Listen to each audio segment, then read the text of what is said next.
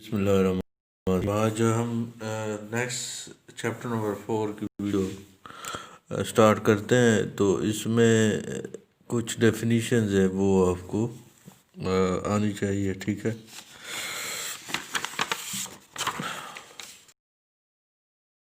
Field paper में तारीफ आएगी कि what is magnetic field and what is its unit, ठीक है।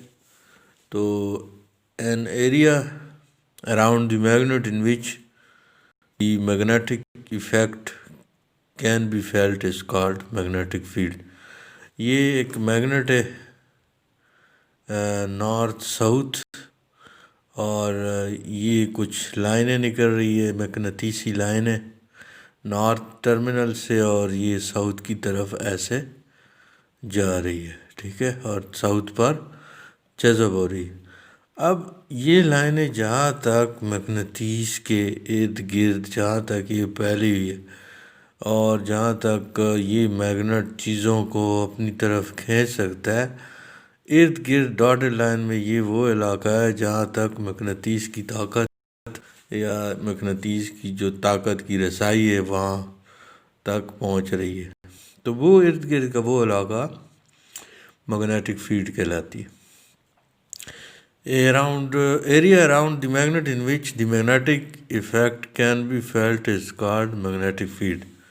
नेक्स्ट तारीफ है कि मैग्नेटिक फ्लक्स क्या है। The total number of lines of force emitted from north pole of a magnet. North pole से निकलने वाली जो जितनी भी लाइनें होगी जो साउथ पोल पर जा के जज़ब होगी, वो जो लाइनें होगी वो कहलाएगी मैग्नेटिक फ्लक्स। जितनी भी लाइनें नॉर्थ पोल से निकल रही है और साउथ पोल पर जाकर जज़ब हो रही है, वो सारी की सारी लाइनें वो फ्लक्स कहलाता है, ठीक है। Magnetic flux is represented by phi and B is equal to phi over A. और यूनिट ऑफ फ्लक्स क्या है? Unit of flux is weber, it is represented by W B, ठीक है। अब वेबर की तारीफ पूछ सकता है। When the flux linked with one turn alter at the rate of 1 volt per second is called 1 Weber। यानी अगर इतना फ्लक्स किसी भी कॉइल, ये इस चैप्टर में कॉइल का बड़ा यूज़ होगा। ये कॉइल है, ठीक है, इसकी एक टर्न के साथ अगर कोई फ्लक्स लिंक कर रहा है, जिसकी वजह से जब फ्लक्स इसके साथ लिंक करेगा, मिलेगा इसके साथ, तो इसके अंदर ईएमएफ पैदा होंगे। तो इतना फ्लक्स मिले कि वो यहाँ पर 1 वोल्ट ईएमएफ जनरेट हो, वो फ्लक्स 1 वेबर होगा, ठीक है। When the flux linked with one turn alters at the rate of 1 volt per second is called 1 Weber, ठीक है। अब नेक्स्ट है फ्लक्स डेंसिटी। अब फ्लक्स और फ्लक्स डेंसिटी में फ़र्क है। फ्लक्स जो है वो नॉर्थ पोल से निकलने वाली टोटल नंबर ऑफ लाइंस है, और फ्लक्स डेंसिटी जो है वो the number of magnetic lines passing through a unit area. अगर यहाँ पे मैं कोई ख़ास एरिया ले आऊँ, अब टोटल नंबर ऑफ लाइन निकल रही है 1 2 3 4 5 6, टोटल यहाँ से लाइन है मेरा ख्याल है 6 निकल रही है। और ये जो गोल इसके आगे एक ख़ास एरिया रखा गया है, इसमें से मेरा ख्याल है 2 लाइनें जा रही है। तो ये जो ख़ास एरिया में से लाइनें जा रही है, ये मैग्नेटिक फ्लक्स डेंसिटी है, किसी ख़ास एरिया इकाई रकबे में से गुजरने वाली कुल लाइंस ऑफ फोर्स। और नॉर्थ पोल से निकलने वाली कुल लाइंस ऑफ फोर्स वो फ्लक्स है, फाई। तो ये बी जो है flux density, the number of magnetic lines passing through a unit area is called flux density. अब यूनिट एरिया उम्मीद है आपको समझ आ गई होगी।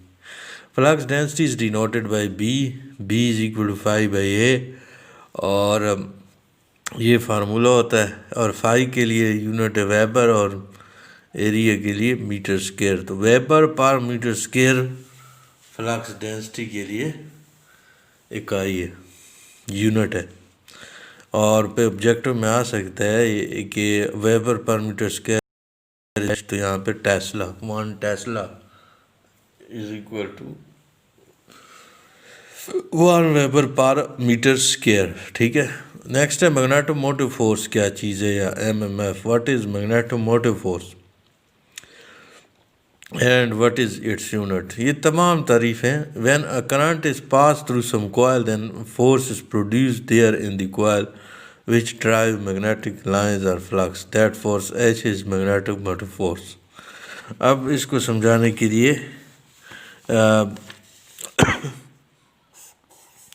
ये फ़र्ज़ करें कॉइल है।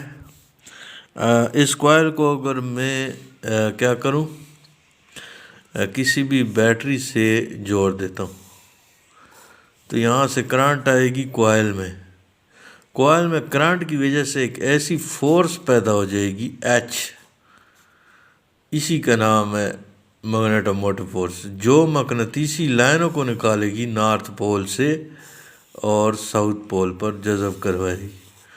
मतलब कॉइल को जब भी बैटरी से कनेक्ट करोगे तो कॉइल को करंट मिलेगी, करंट की वजह से यहाँ पे एक फोर्स पैदा होगी, मैग्नेटोमोटिव फोर्स H, जो मकनातीसी लाइनों को चलाएगी नॉर्थ पोल से निकालेगी और साउथ पोल पर जज़ब करवाएगी।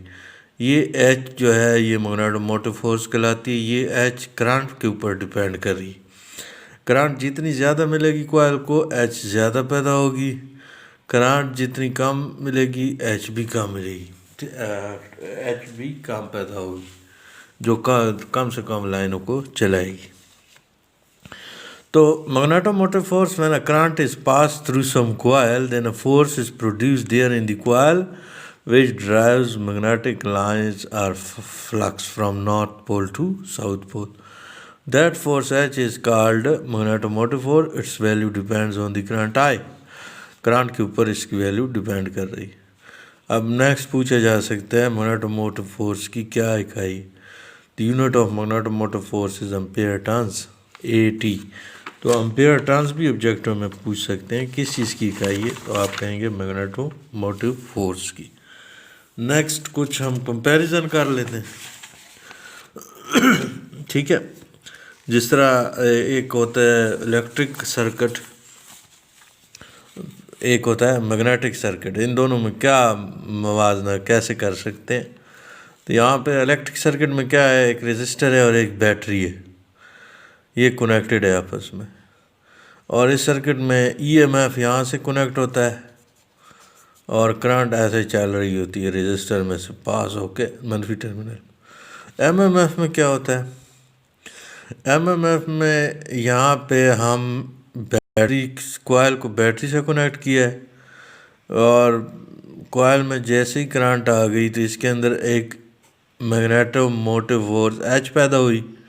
H की वजह से यहाँ से लाइनें जनरेट हुई, फ्लक्स, तो वो फ्लक्स ऐसे पूरी कोर में से पास होकर साउथ पोल पर ऐसे जज़ब हो जाती हैं ये लाइनें। तो नॉर्थ पोल से कुछ लाइनें निकलती है, वो आयरन की कोर में से पास होते हुए साउथ पोल पर जज़ब होती है। एक चीज़ याद रखें, फ्लक्स आयरन की कोर में से आसानी से चलती है और हवा के अंदर ये लाइनें ज़ाया हो जाती है और इसको हमने ज़ाया नहीं करना। तो इसमें करंट चलती है, इसमें फ्लक्स चलती है, इसमें EMF है, इसमें MMF है, इसमें रेजिस्टेंस है, इसमें रिलक्टेंस है। ये एक चीज़ अच्छी आई है, रिलक्टेंस। ये मैग्नेटिक फ्लक्स के रास्ते में जो रुकावट पेश आती है उसको कहते हैं रिलक्टेंस। और रेजिस्टेंस तो आपको पता है, ये तो करंट के रास्ते में जो रुकावट होती है उसको कहते हैं। तो तीसरी बात, रिलक्टेंस इस सर्किट में होती है फ्लक्स के रास्ते की मज़ाहमत, और रेजिस्टेंस इस सर्किट में होती है करंट के रास्ते की मज़ाहमत।